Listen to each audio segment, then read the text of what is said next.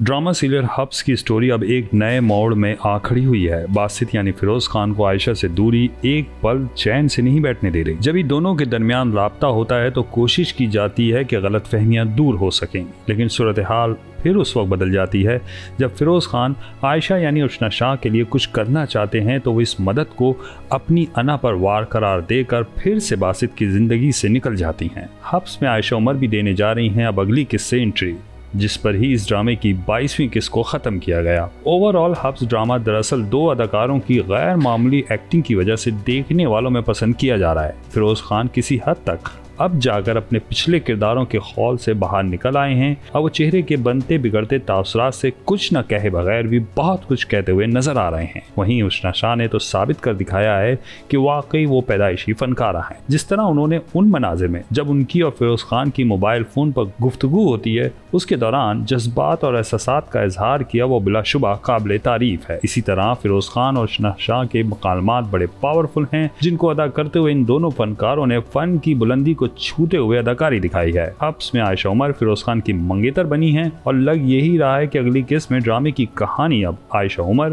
फिरोज खान और उशना शाह के गिर्द घूमते हुए नए मोड़ में दाखिल हो जाएगी। ड्रामे में एक पैगाम ये भी है कि खवातीन जो लोग क्या कहेंगे के खौफ की वजह से कोई बड़ा फैसला नहीं करती, उनके लिए जीना कितना दूभर हो जाता है।